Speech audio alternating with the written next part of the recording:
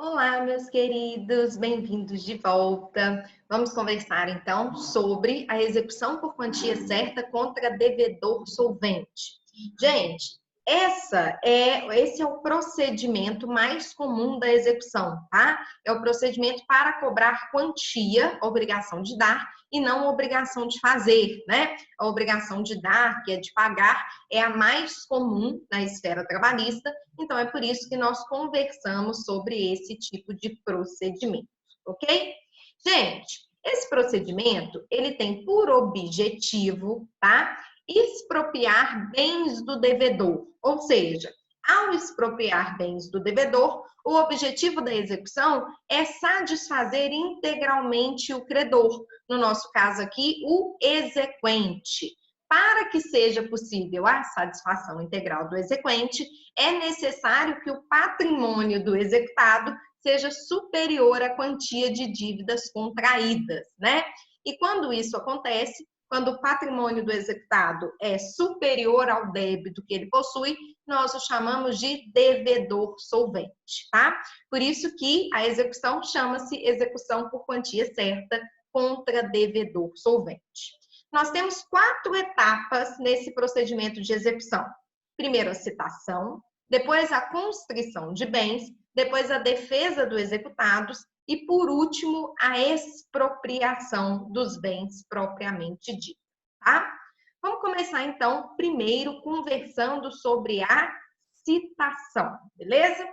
Gente, como eu já tinha dado um spoiler, né, para vocês, na nossa aula passada, né, na nossa videoconferência, vocês perceberam comigo o seguinte, que depois que eu tenho a sentença de liquidação, não é isso?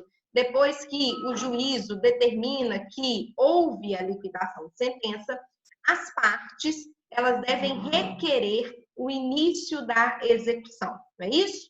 E a partir do momento, gente, que as partes, elas requerem o início da execução, é expedido um mandato de citação e penhora a ser cumprido por um oficial de justiça para que o executado pague ou garanta o juízo no prazo de 48 horas, não é isso? Então, gente, em 48 horas, o mandato de citação vai expor de que o executado ele tem que cumprir a decisão pagando e, portanto, extinguindo a execução ou então nomeando bens à penhora, garantindo o juízo, tá? O executado, então, ele tem 48 horas para fazer isso, para pagar ou para garantir a execução. Caso ele não pague ou ele não garanta a execução, não é isso? Ele pode garantir a execução de 2 modos. Como? Gente, eu disse para vocês, ele pode garantir a execução, não é isso? Depositando o valor da execução, nomeando bens à penhora ou oferecendo seguro judicial.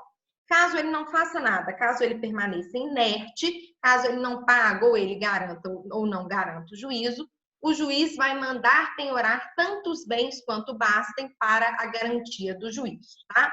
Observada a ordem ali, que nós vamos ver daqui a pouquinho, no 835 do CPC, beleza? Nós vamos voltar daqui a pouquinho a essa ordem. Vamos conversar agora sobre a execução, sobre a citação.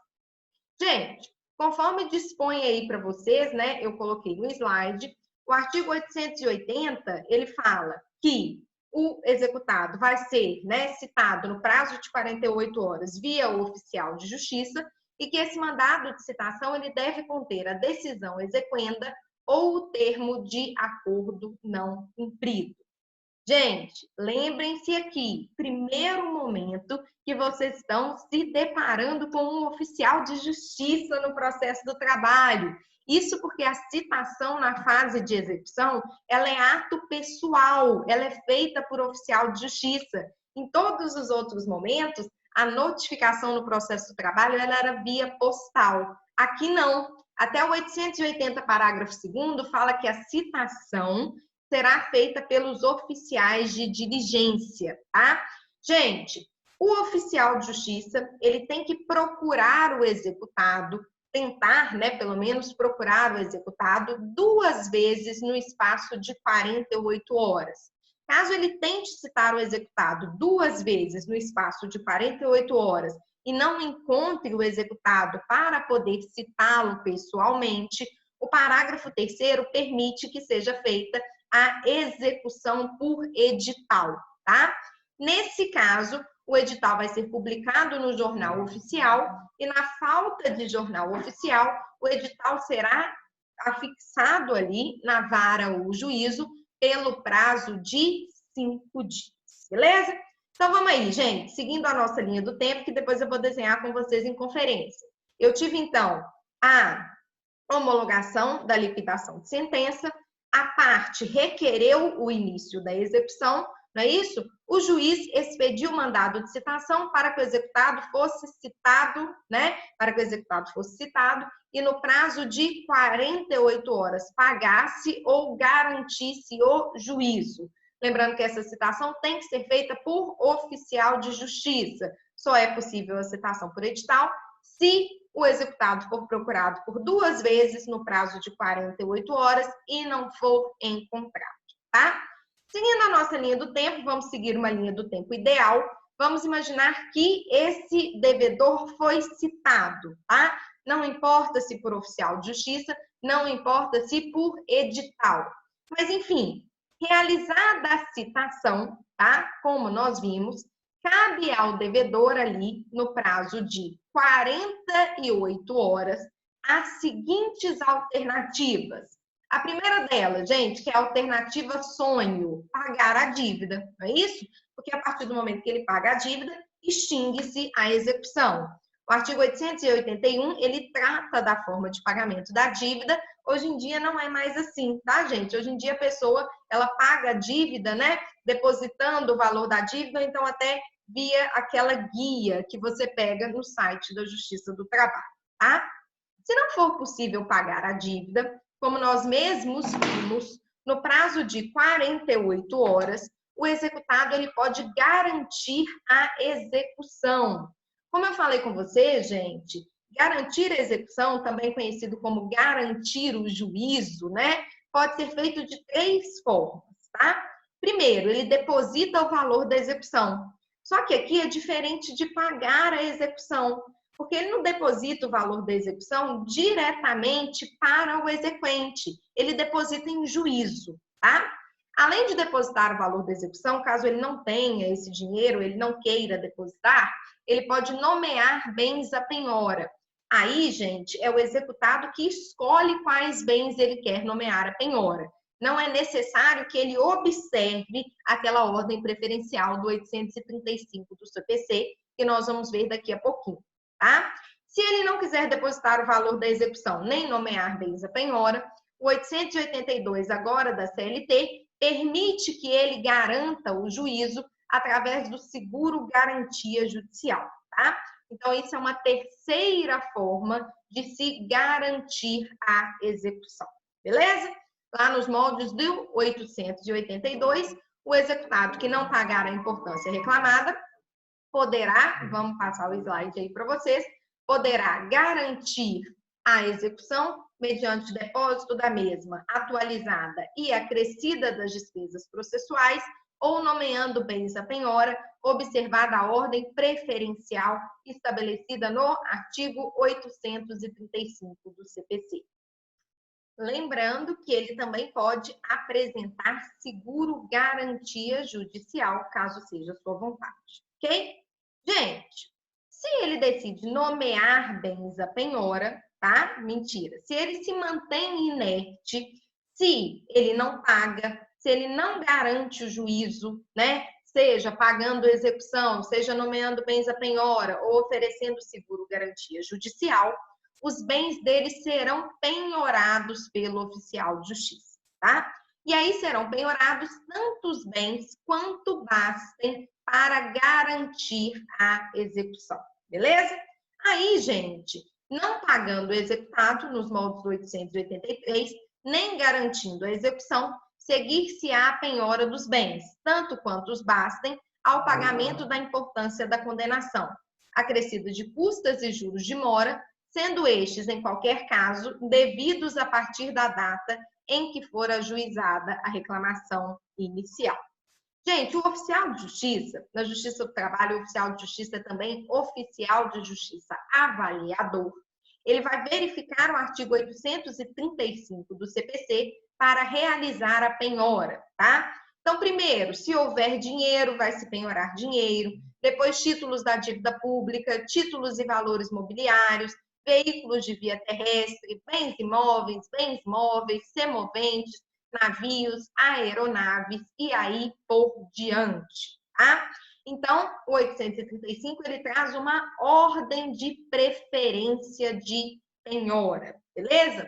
Lembrando que, gente, a partir do momento que é garantido o juízo, seja porque o próprio exequente garante o juízo, ou o próprio executado garante o juízo, ou então ele permanecendo inerte, são penhorados tanto os bens quanto bastem para garantir o juízo.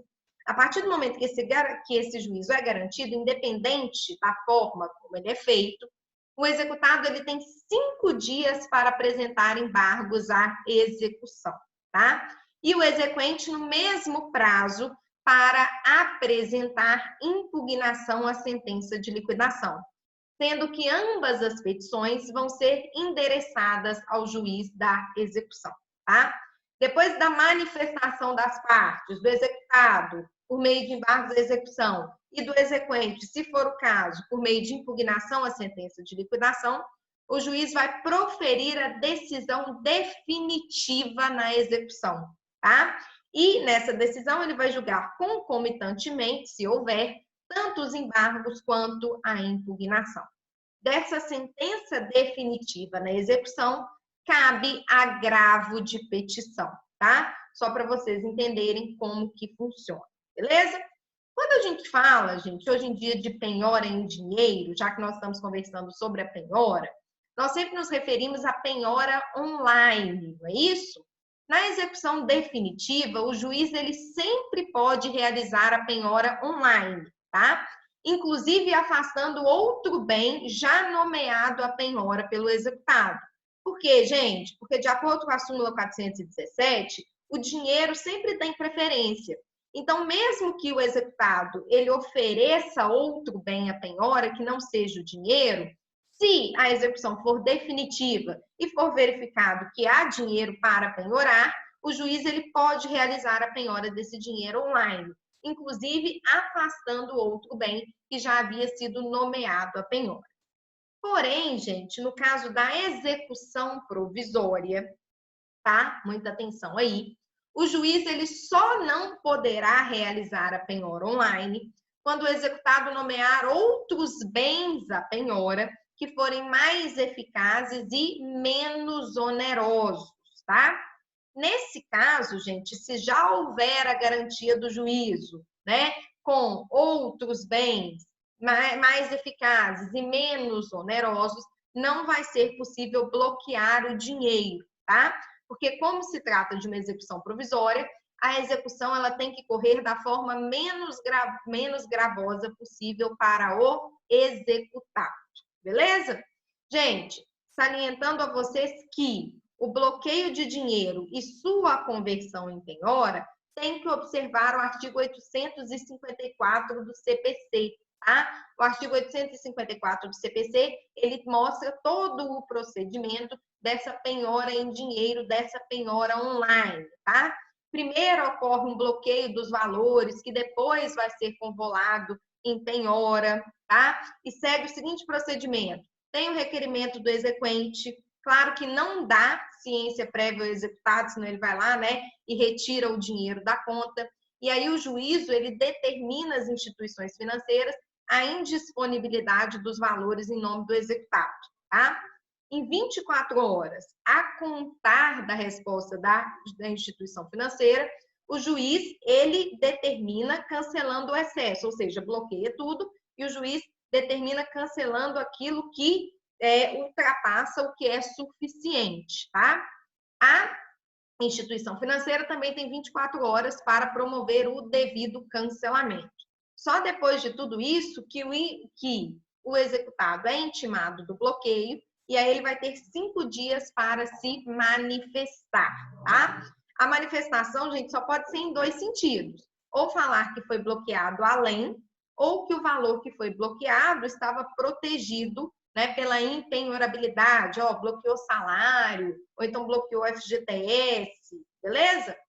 Se não houver manifestação do executado em 5 dias, preclui, tá?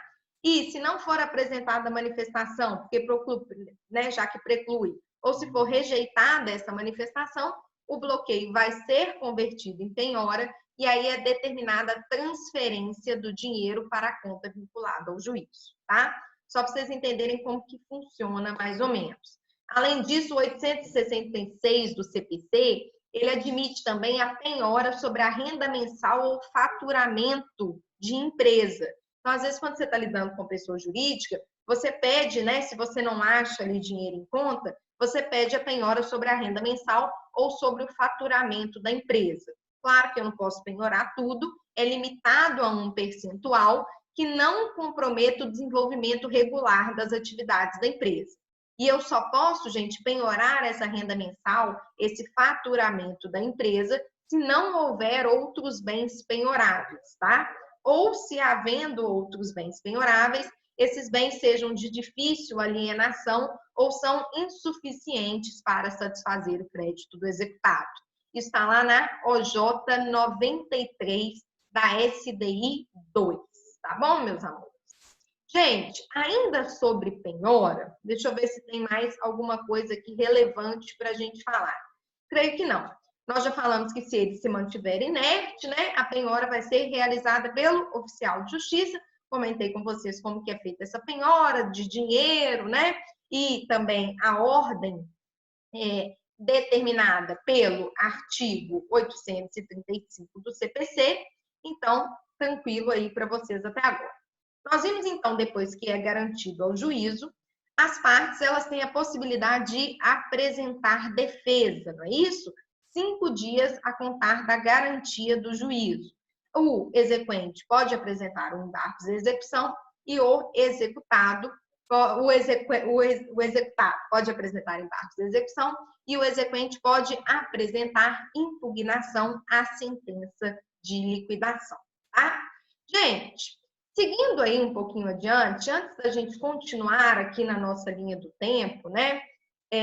Antes de eu passar com vocês para a gente falar sobre, até quando eu chego no embargo de execução, no agravo de petição, embora eu já tenha dado um pouquinho do spoiler, quando nós falamos aqui, tá, da execução, também surge uma controvérsia sobre a possibilidade de se aplicar a multa 520, a multa do 523 do CPC, tá?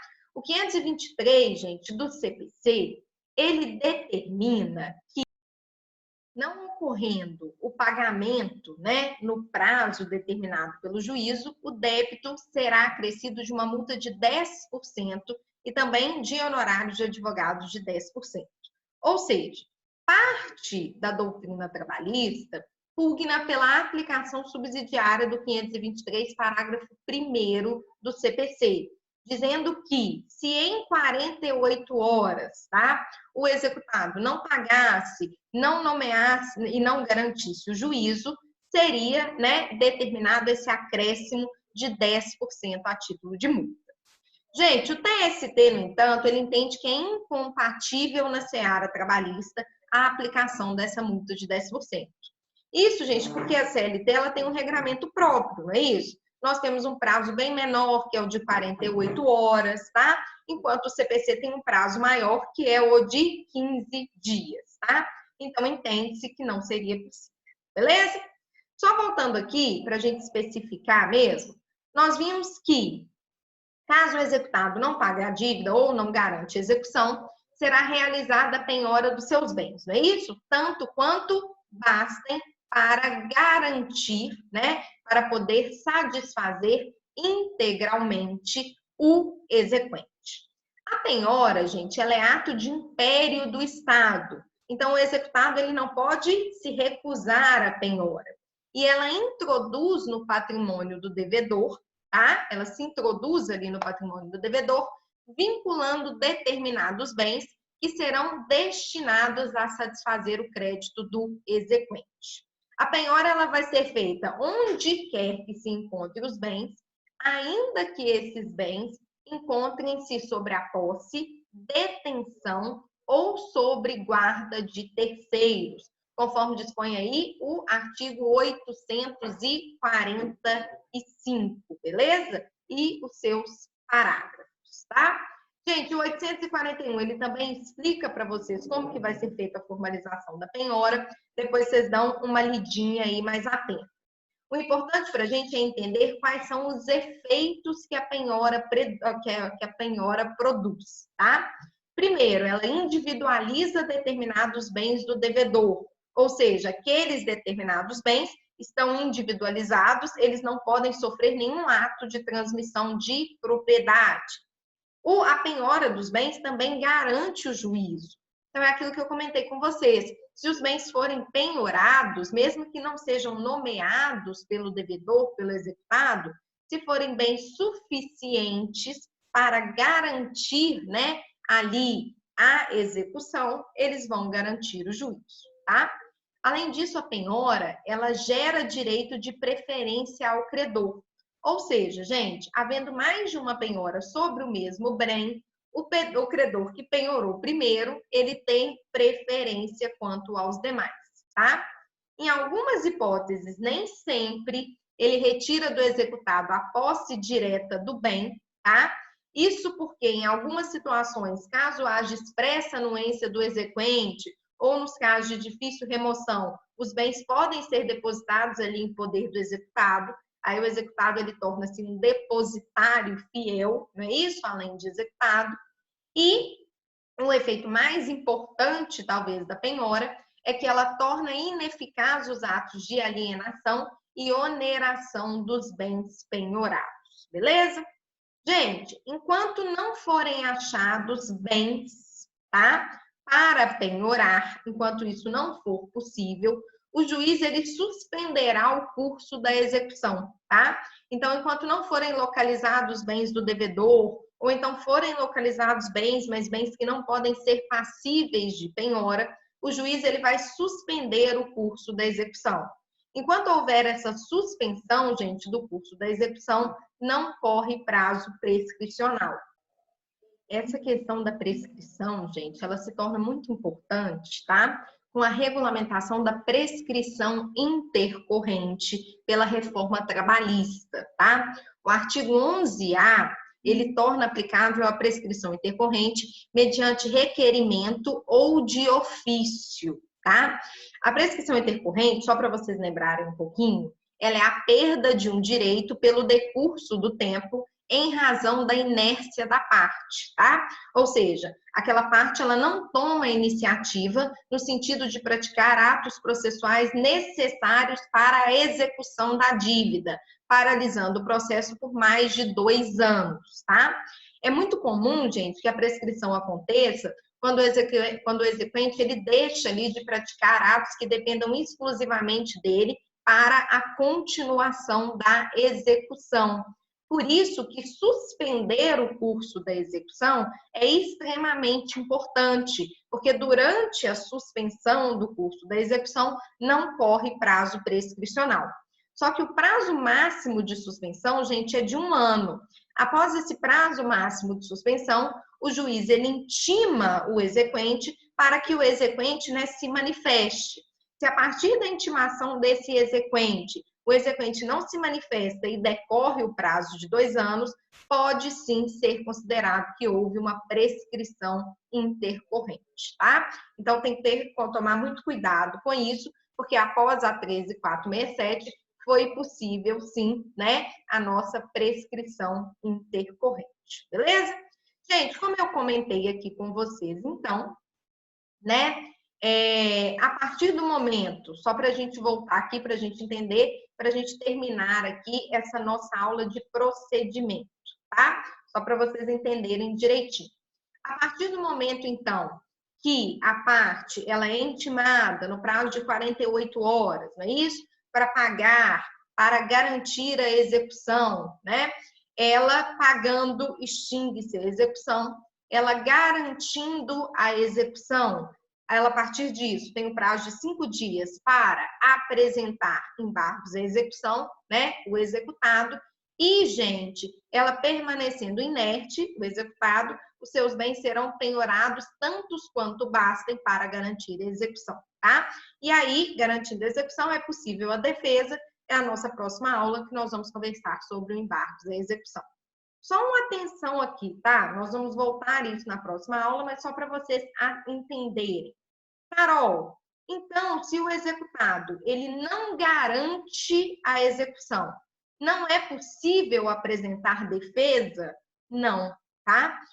A CLT, ela determina que o executado ele só pode apresentar defesa se ele garantir a execução, seja depositando em juízo, seja nomeando bens à penhora, seja através do seguro fiança, ou então seja através, né, da penhora pelo próprio Estado, tá? Fora isso, não é possível apresentar um embargo da execução, beleza? Gente, bem tranquilinho, tá? Só para vocês entenderem como que funciona essa nossa linha do tempo. Nós entendemos, né, como que funciona desde a citação até a possível penhora, tá? E aí, na nossa próxima aula, nós vamos conversar sobre o embargos à execução, tá bom? Eu agradeço a atenção de vocês, a presença, beleza? Muito obrigada e até mais.